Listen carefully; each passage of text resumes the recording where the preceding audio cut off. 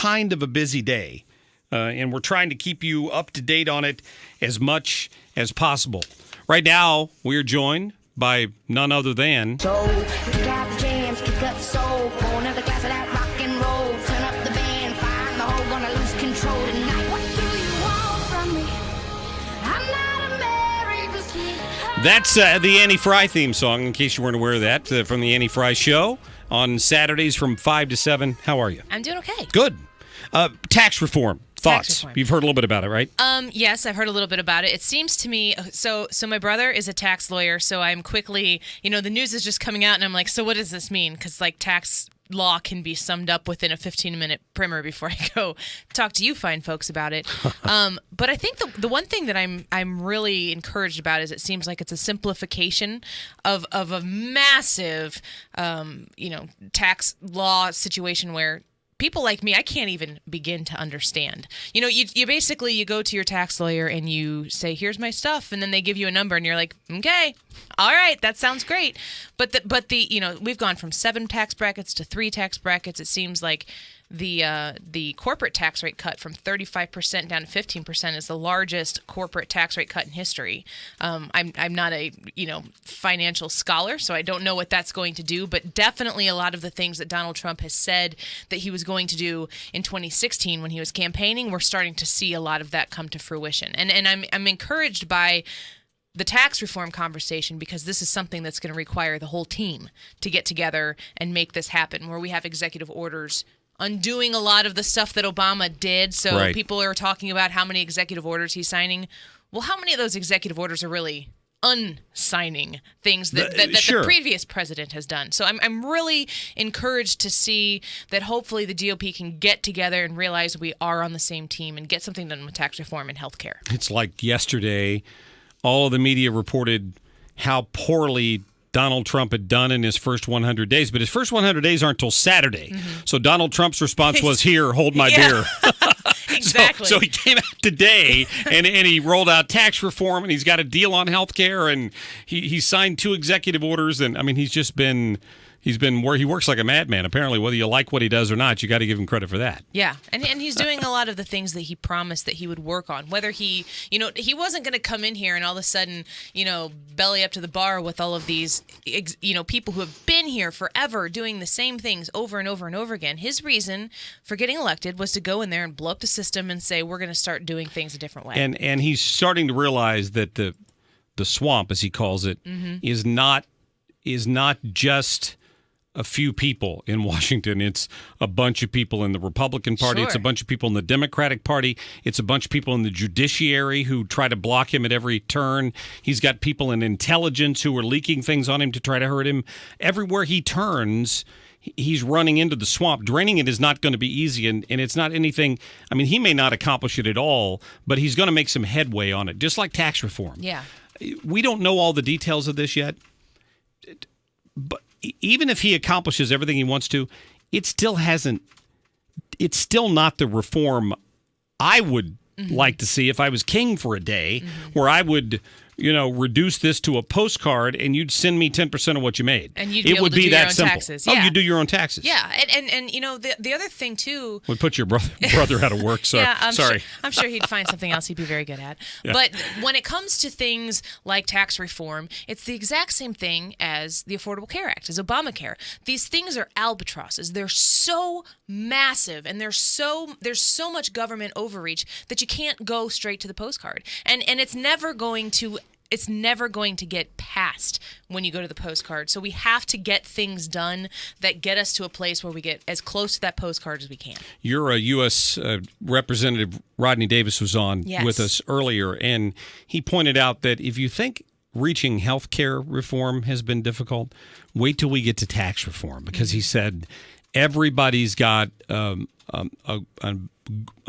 ox to be gored, because the minute you start taking away this deduction, well, why'd you let him keep his deduction? And he said every line of that tax code benefits someone who doesn't want that benefit taken away. And he was talking about how difficult it's going to be. Yeah, it's like when I have one Snickers bar and 2 children in the back seat and they see the Snickers bar. And that's like, what do? Well, you know what our government ends up doing? I end up eating it. I'm like, you guys can't get along? Fine, I'll just eat it myself and nobody gets it. And we have to figure out a way in our government structure to remember who we're representing.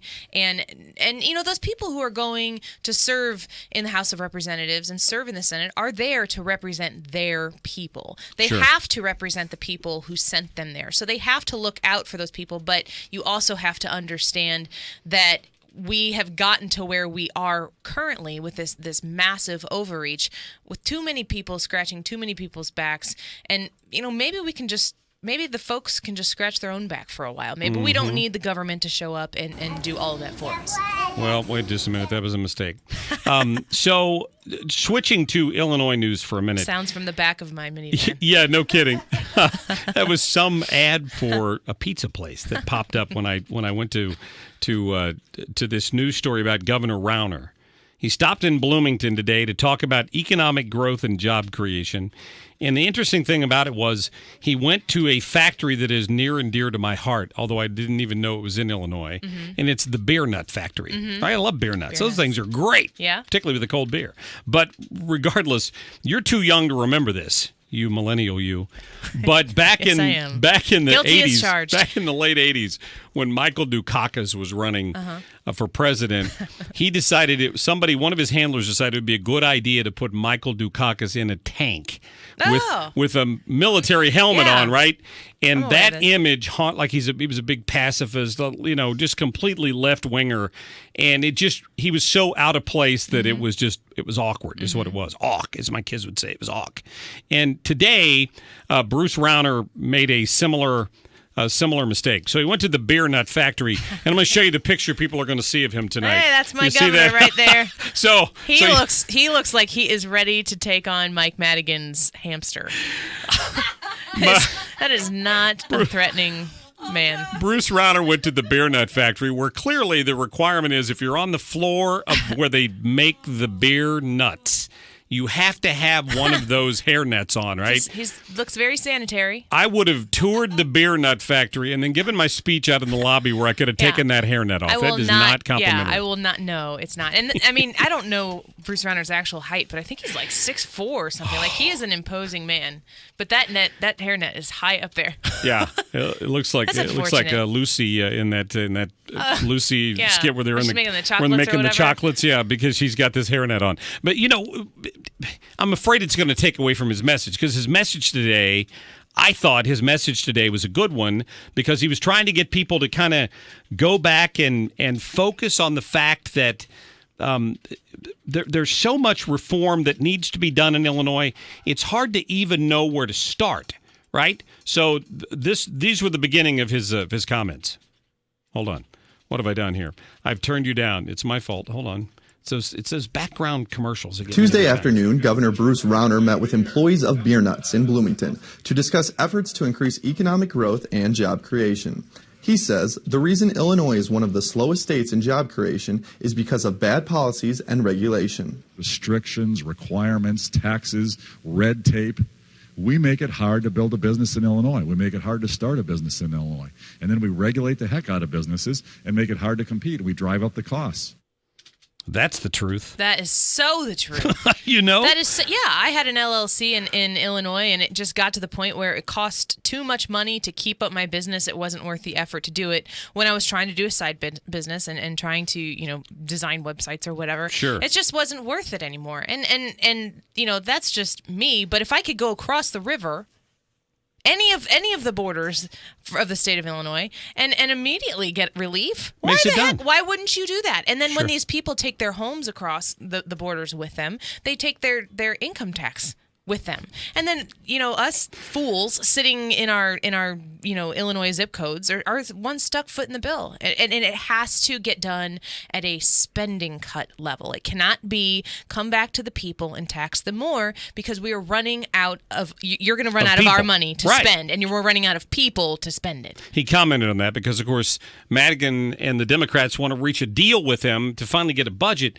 but they won't do it unless he agrees to a tax increase. And he keeps saying this doesn't make any sense. He claims the Illinois system is broken, and raising taxes will only hurt businesses like Beer Nuts. Raising taxes won't solve the problem. It might help lower a budget gap for a short period, but we'll be right out of balance again. We'll be right in deficit spending again. We've got to change the system. and grow. Yeah, you got to grow. You know why? Just like Rick Santelli said on CNBC that time. That's the current spending. Stop spending! Stop spending! Stop spending! Stop spending! Stop spending! That's what we want! What's he doing these days?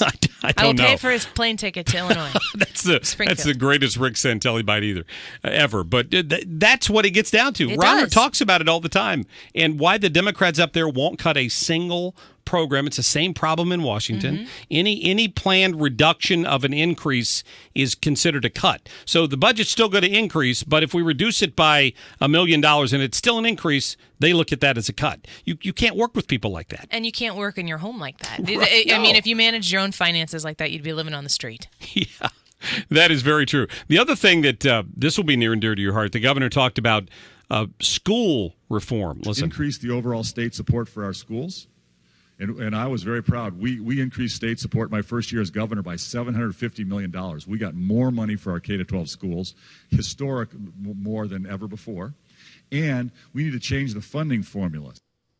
Yeah, he's definitely been used education as something that he wants to support investing in, and what it really comes down to is we can't really invest in anything right now because our debt is so significant, and we haven't had a balanced budget in years, and we haven't had a budget in years. So it's good to see him saying these things about education. It's good to see him saying these things. Every time I hear him say, I'm not going to raise taxes, I think, thank you, because that is why you were there. There's a lot of other places, a lot like Donald Trump, where I feel like he could be more conservative if he was going to mirror me more.